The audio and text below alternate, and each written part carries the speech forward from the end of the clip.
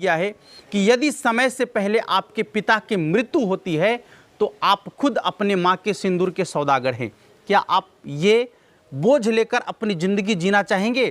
क्या ये बोझ अपने सर पर लेकर जीना चाहेंगे? ऐसा कभी नहीं कर सकते आप। यूं तो अकेले भी अक्सर गिर के संभल सकता हूँ मैं, तू जो पकड़ ले हाथ मेरा दुनिया बदल सकता हूँ मैं। जय हिंद साथियों, आप सभी का स्वागत है आपके अपने परिवार मैथ्स गुरु मनीष में। दोस्तों, मैं हूँ एमके एक्सपर्ट और आज मौसम काफ़ी सुहाना है, सुबह पहर का मौसम है। आप लोग को दिख रहा होगा, बहुत ही सुहाना मौसम है।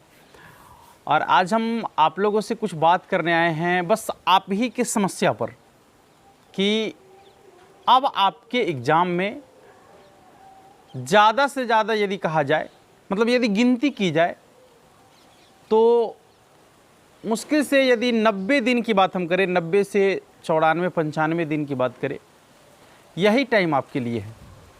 कुल मिलाकर 3 महीने का वक्त आपके पास बच गया है।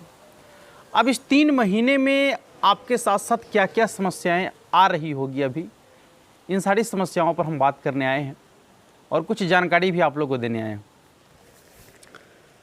सबसे पहले कि अभी आप लोग के दिमाग में जो है मन काफ़ी विचलित हो रहा होगा कि अभी तक हमने कुछ नहीं पढ़ा, बहुत सारी चीज़ें को हमने नहीं पढ़ा, लॉकडाउन की वजह से हमारा पढ़ाई काफ़ी ख़राब हो गया है या बहुत कुछ छूट गया है। ये सारी चीज़ें आपके दिमाग में चल रही होगी। तो ये चीज़ें जो आपके दिमाग में चल रही है, सिर्फ चलने से कुछ नहीं होगा।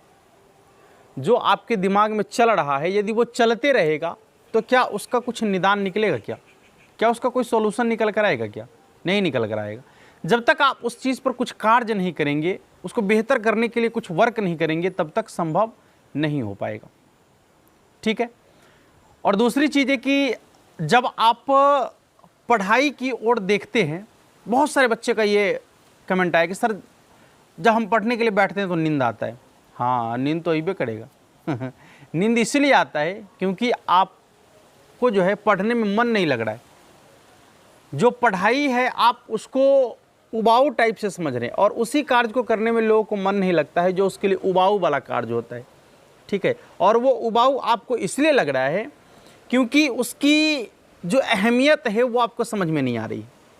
उसकी क्या अहमियत है आपकी ज़िंदगी में, उसका क्या महत्व है आपकी ज़िंदगी में, ये आपको समझ में नहीं आ रहा है। इससे क्या चीज़ आप पा सकते हैं, कितना आगे बढ़ सकते हैं, कितना शोहरत हासिल कर सकते हैं, इसका अंदाज आपको नहीं है, इसलिए आपको नींद आता है। ठीक है दोस्तों, तो यही सब टॉपिक आज हमारा होगा और जो आप लोग का सवाल है उन सारे सवालों पर हम बात करने वाले हैं आज। उससे पहले आपको बता दें कि यदि आपका पढ़ाई पूरी तरीके से समझिए कि बेहतर नहीं है, खासकर गणित की बात हम कर लेते हैं, यदि गणित आपका बेहतर नहीं है तो आपको थोड़ा सा भी नहीं घबराना है। चाहे आप फुल कोर्स या आप क्रैश कोर्स दोनों कर सकते हैं। यदि आपने फुल कोर्स यदि आपको फुल कोर्स भी चाहिए तो उसके लिए भी मात्र 499 रुपया लगेगा और यदि आपको क्रैश कोर्स चाहिए उसके लिए भी आपको 499 रुपया लगेगा। ठीक है। तो आप दोनों में से कुछ भी खरीद सकते हैं और उसके लिए जो है आपको क्या करना है, ध्यान से सुन लीजिएगा। नीचे लिंक दिया गया है डिस्क्रिप्शन में और वहाँ पर आपको पेटीएम फ़ोनपे नंबर भी आपको दिया गया है। तो आप वहाँ से जो है आराम से जाकर उस नंबर पर पेटीएम या फ़ोनपे या गूगल पे कुछ भी कर सकते हैं करके और आप कोर्स खरीद सकते हैं, बेहतर गणित बना सकते हैं, आप अपने गणित की तैयारी को बेहतर कर सकते हैं। ठीक है। यदि आपने इससे पहले नहीं पढ़ा कोई बात नहीं है, लेकिन अब आपके पास जो वक्त है इस वक्त को अच्छा से यूज करके आप बेहतर कर सकते हैं। अन्यथा हमारे YouTube पर फ्री वाला वीडियो सभी लोड है और लगातार हम उस पर कार्य भी कर रहे हैं, तो आप वहाँ से भी पढ़ सकते हैं, ऐसी कोई दिक्कत नहीं है। एक चीज़ और हम इसमें जोड़ना चाहेंगे कि अभी आप लोग को क्लास 12 का सिर्फ एक ही वीडियो दिया जा रहा है जो कि लगभग 2 बजे के आसपास आप लोग को मिलता है। तो अब हम इसमें एक चीज़ और जोड़ रहे हैं कि हर रोज़ शाम में 7 बजे के आसपास आपको एक वीडियो मिलेगा जिसमें लगभग पूरे के पूरे एक्सरसाइज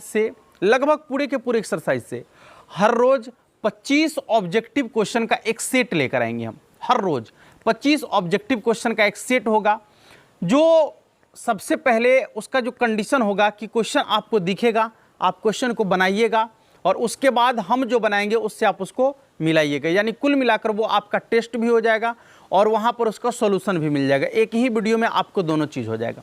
ठीक है, तो कोशिश करते हैं कि ये जल्दी ये वाला वीडियो आपके लिए प्रोवाइड करे।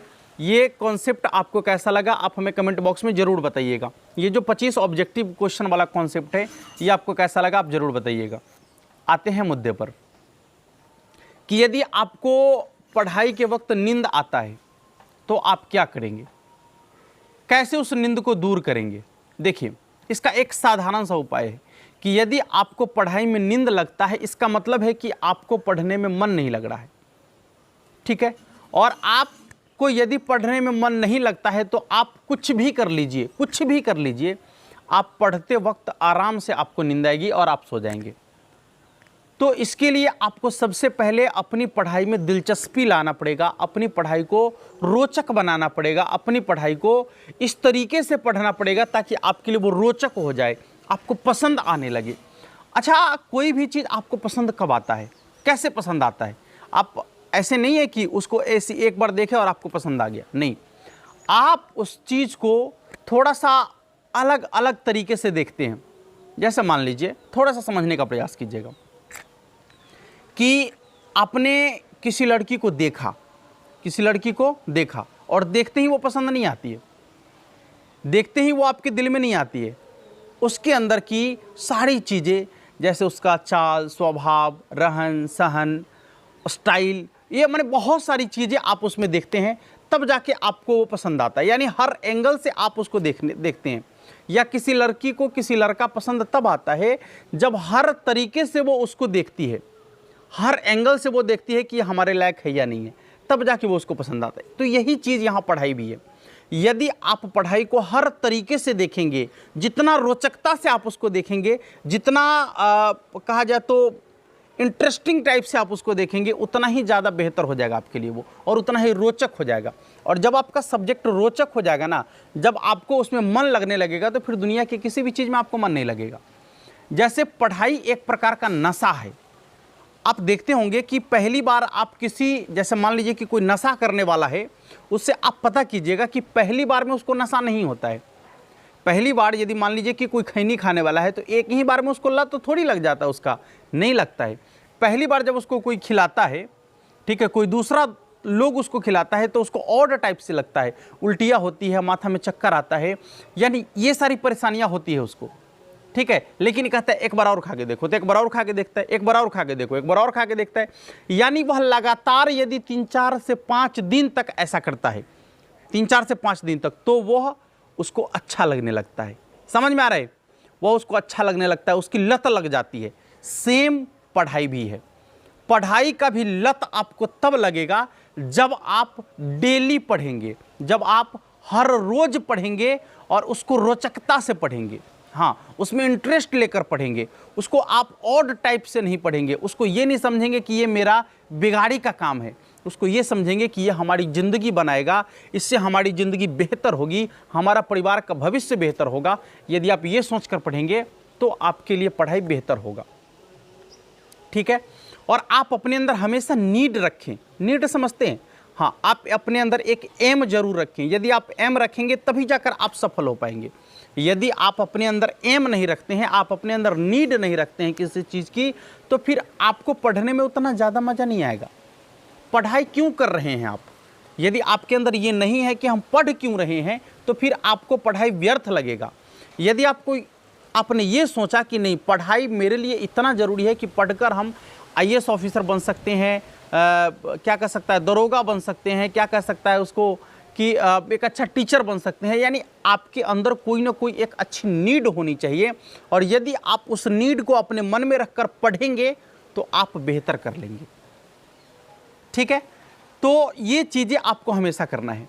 और हाँ, हमेशा अपने रूटीन का फॉलो करना है। एक पढ़ने वाले बच्चों के लिए तो ये सबसे बड़ी चीज़ है कि आपको रूटीन से ही पढ़ाई करनी है। आप अपने रूटीन को ज़रूर तैयार रखिए कि आपको पढ़ना क्या है। अब मान लीजिए कि आपका 5 से 6 सब्जेक्ट है और आप 5 से 6 सब्जेक्ट में डेली एक ही सब्जेक्ट पढ़ते हैं, तो क्या एक सब्जेक्ट आपको एग्जाम पास कराएगा? नेवर, कभी नहीं ऐसा हो सकता है।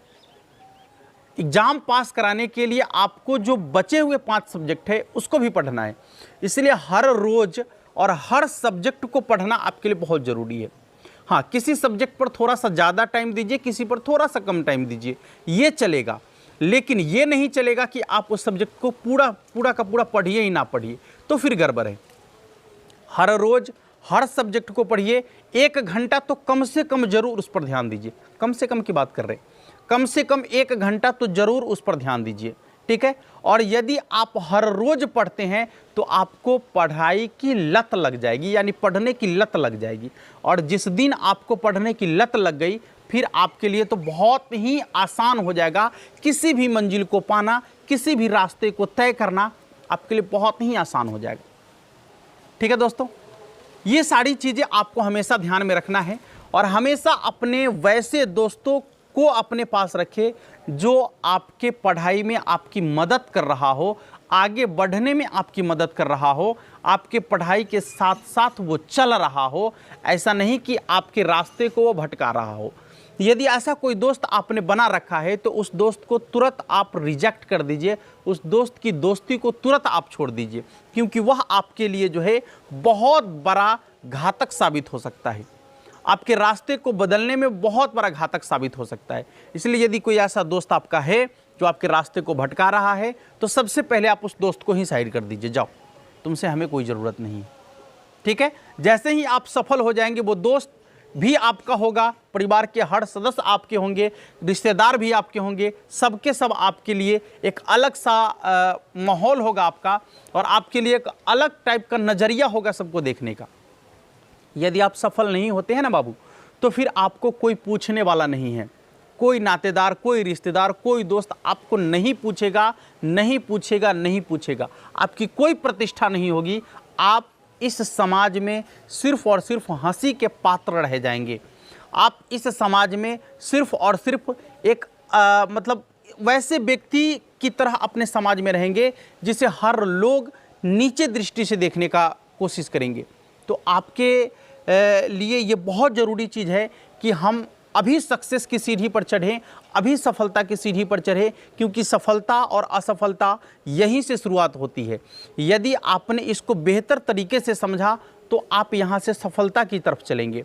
यदि आपने पढ़ाई को बेहतर नहीं समझा तो आपके लिए एक दूसरा रास्ता भी खुलता है जो असफलता की तरफ ले जाता है। और सफलता असफलता में सिर्फ अ का फ़र्क है बाबू, अ का, ठीक है, अ का फ़र्क है। इसलिए इस अ के फ़र्क को आने नहीं देना है। और हमेशा आपको अपने गार्जियन के सपोर्ट की यदि ज़रूरत है तो आप अपने गार्जियन से इस बात को कहें, हाँ कहें, गार्जियन आपका पूरा सपोर्ट करते हैं। कोई भी ऐसा गार्जियन नहीं है जो आपको ये कह रहा होगा कि तुम पढ़ाई छोड़ के दूसरा कार्य कर लो, नहीं कह सकते हैं, क्योंकि उनकी उम्मीद आपके साथ जुड़ी हुई है। और यदि आपने उनकी उम्मीद पर खरा नहीं उतरा, यदि आपने उनकी उम्मीदों को नहीं समझा, तो फिर आपका ये जो जवानी का खून उबल रहा है यह किसी काम का नहीं, किसी काम का नहीं है। समझ में आ रहा है? इसलिए आप अपने गार्जियन की उम्मीद पर खरा उतरे, क्योंकि एक पिता अपने बच्चों के लिए जितनी हो सके, जितना हो सके, अपने आप को वह बेच सकता है, लेकिन वह अपने बच्चे को असफल नहीं देख सकता है। जिस दिन उसका बच्चा असफल हो जाता है उस दिन सबसे ज़्यादा यदि घात किसी को होता है तो वो होता है उसके पिता को, वो होता है उसके गार्जियन को।